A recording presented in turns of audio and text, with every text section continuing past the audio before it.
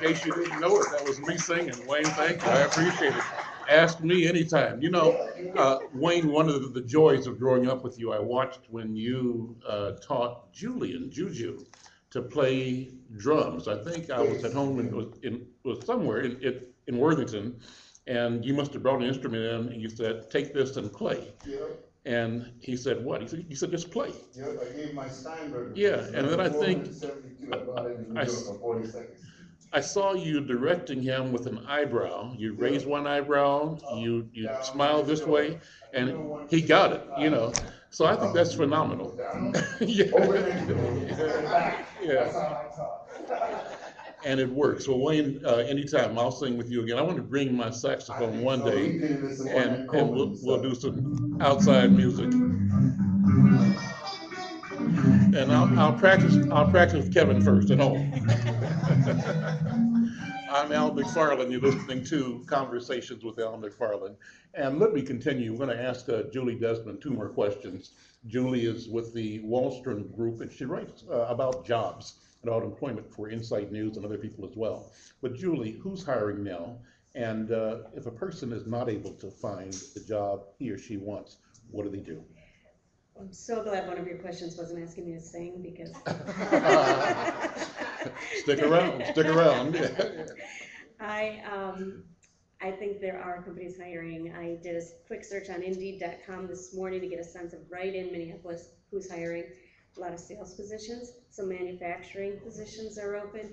There are 5,700 jobs posted today that are new jobs. So keep looking. And I think the way to keep looking is, because it gets frustrating. I got a candidate who spent a year looking for work. He finally found a job, and I said, "John, did you really spend 8 hours a day looking for work?" He said, "No, of course not. You can't." What I've kind of come down to is about 4 or 5 hours a day. Be really disciplined about it. Get up, hire yourself. Get up, get dressed, shave, do whatever, and look for work. Schedule the time. Make looking for a job your job. Exactly. And that's how you hire yourself, and you get hired too. Exactly, okay. And that'll lead to a job. In the meantime, there's another thing you can do. Look at what your skills are. Mm-hmm. Can you sing? Can you play the guitar? Can you do something else that can bring in some money while you're looking for work? It might give you opportunities that you didn't know were out there. Julie Desmond, thank you so much for being here, and keep up the good work. Thanks so much. All righty. And Wayne, let's do some great music, and we'll bring our next panel up in a second. Wayne McFarlane with jazz.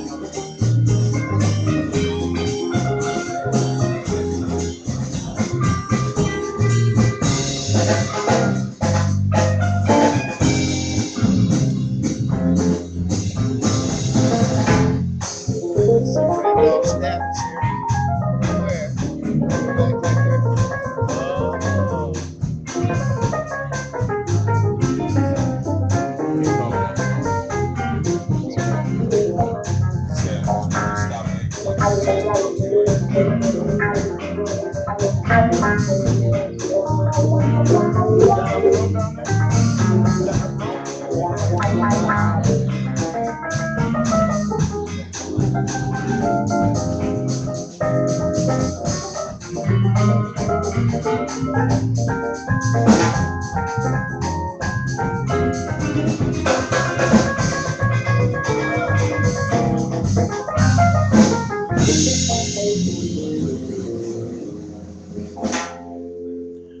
Al McFarlane. You're listening to Conversations with Al McFarlane, broadcasting live from the Minneapolis Urban League, broadcasting on KFAI.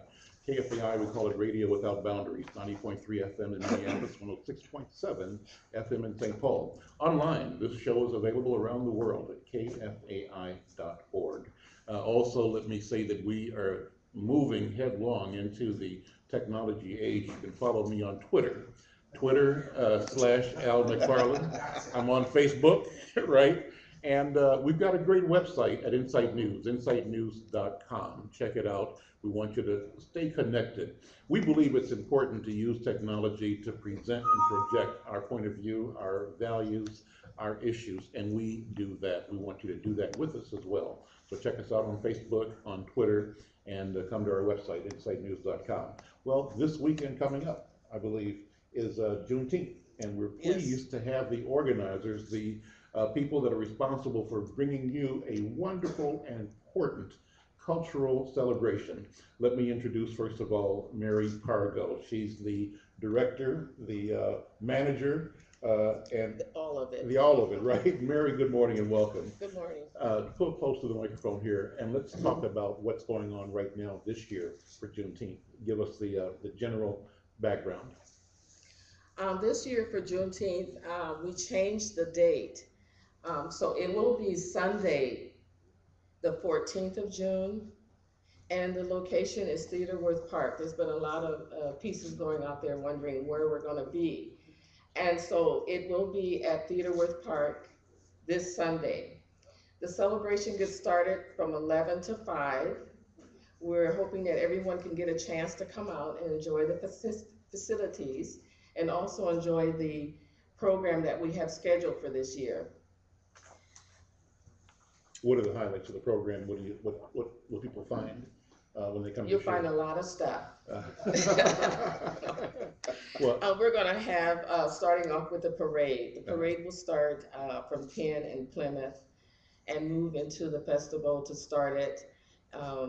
Once the parade gets into the park, it'll be around 10 or 10:30 or so, because we have a huge parade lineup this year, which is, we're thankful to all the people out there. Then they will enter into the park. We do have a couple highlights. The person who will be our grand parade marshal this year is Mary Merrill Anderson. She's been so gracious to accept being the grand marshal, so we want to give her a big round of hand. Then once they enter to the park, we will have the vendors, nonprofit vendors. We will have also people who are in the health community to be out there, so the health people will have a tent. We have still our African American village, where you can go and see your cultural pieces of African Americans. We also have the reading tent, where you'll be able to have your children go into it and read books and be read to. We also, a big part of it is the food vendors. There will be food vendors out there, so to enjoy a variety of different food. one of your colleagues here is a friend and elder and leader in community, O.B. Kipper Jr. He's employed at the Minnehaha District for the Minneapolis Park and Recreation Board. He's one of your partners in creating this Juneteenth celebration this year. O.B., good morning and welcome. Good morning, Al. It's a pleasure to be on your show. And expand on what Mary Pargo is saying in terms of the value, why it's important that the community, number one, enjoy and support Juneteenth. Historically, it's an event that we celebrate. We celebrate us, our culture, the music, the history, the fun. It's an event that families come to, as Mary